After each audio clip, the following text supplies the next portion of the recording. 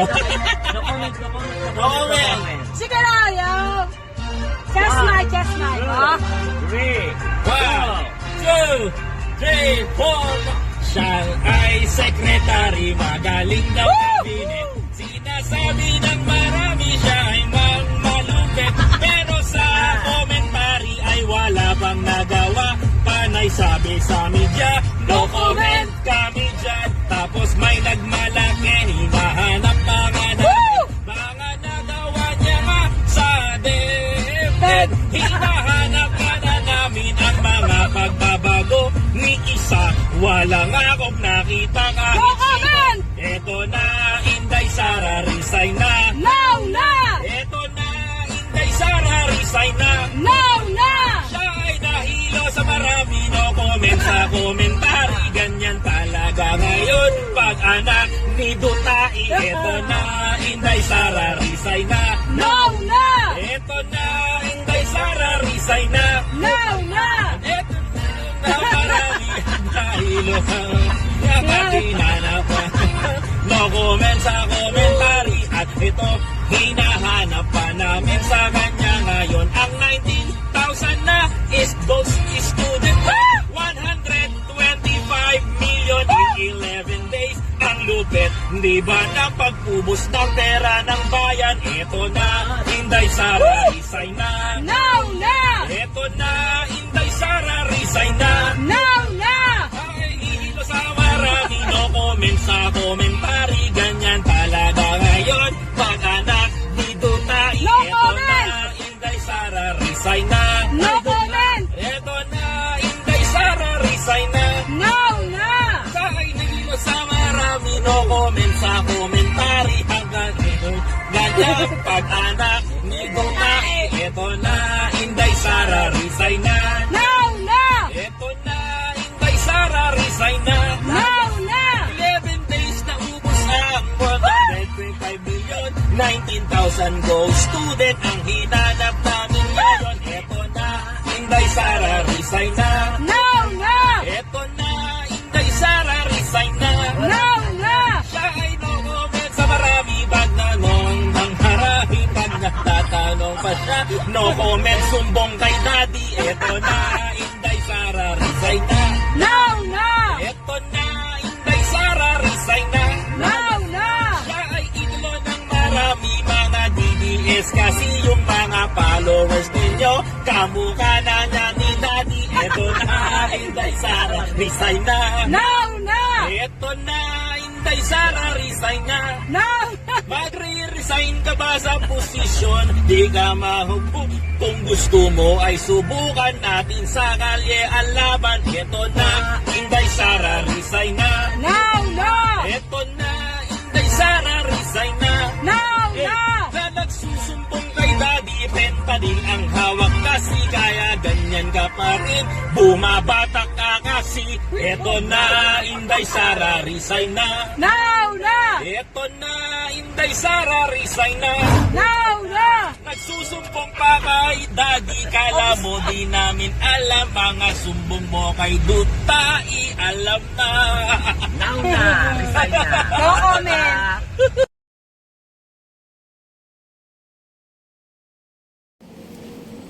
Yon, alright. Magandang araw po mga kaibigan.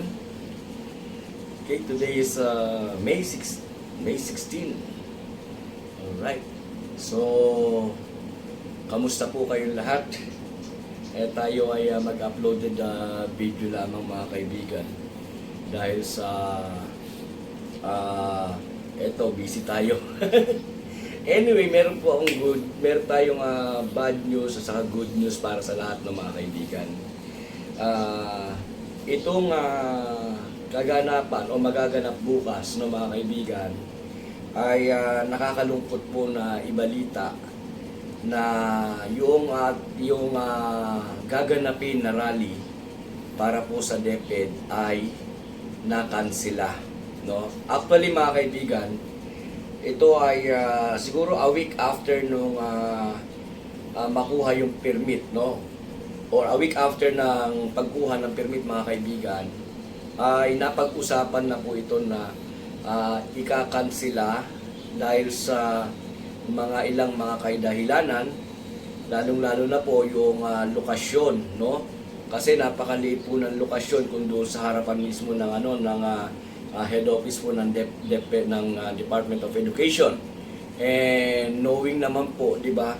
Knowing po kasi na kapag ang crowd ay lalong-lalo na kapag nagsama-sama mga loyalista, ay magiging maliit po yung lugar and baka makapag-cause pa tayo ng traffic.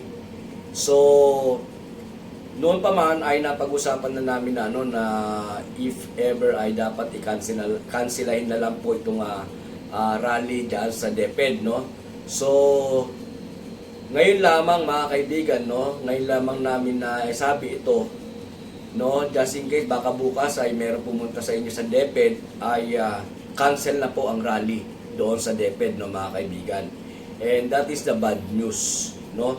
Bad news para sa atin, sigurado naman na hahalakhak magpipiesta ang mga DDS dahil ika nga ay kanselado na yung rally po dyan sa DepEd. Pero, ito ang good news mga kaibigan.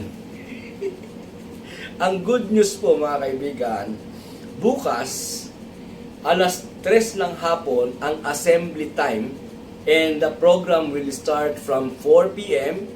o baka aabot tayo ng 8, 9, or 10 ng gabi mga kaibigan sa Liwasang Bonifacio, no?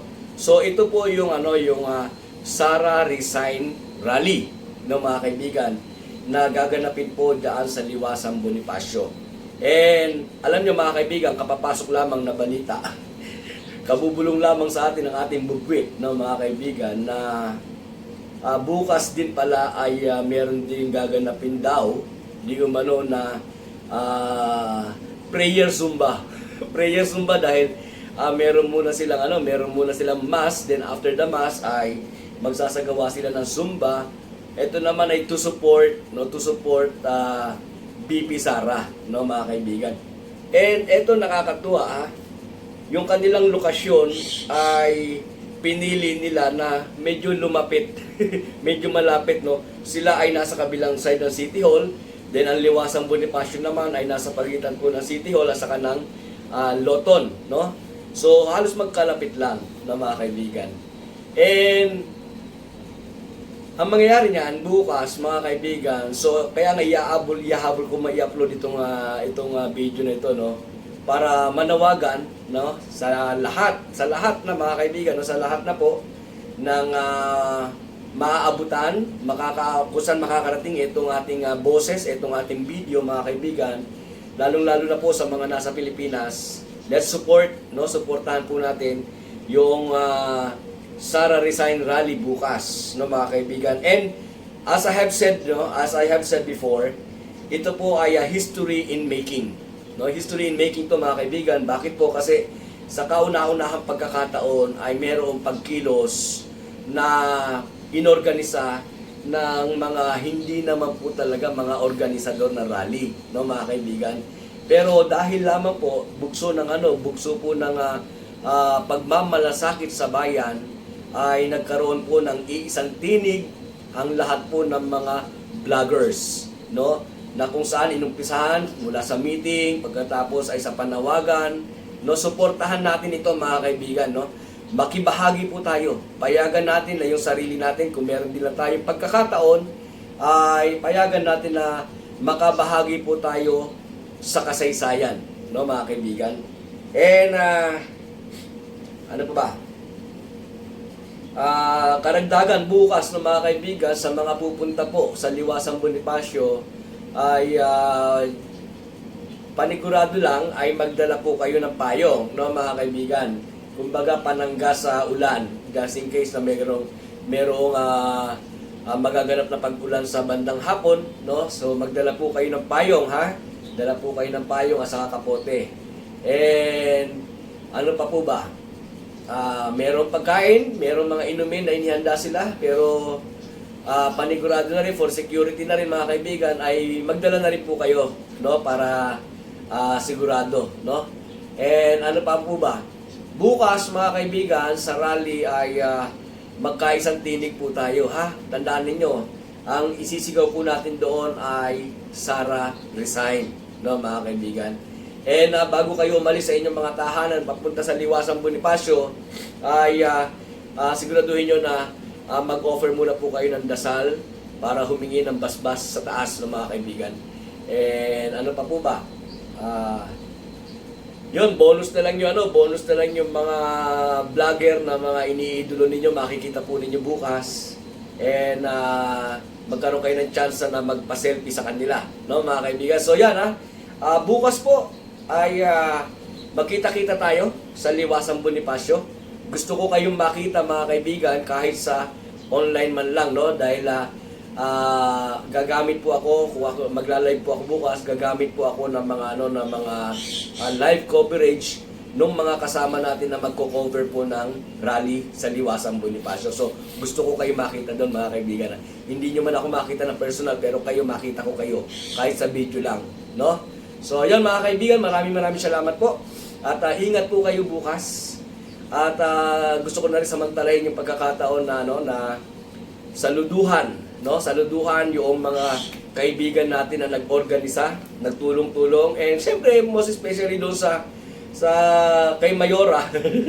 Kay Mayora na talaga namang mga kaibigan, nagsakripisyo, talagang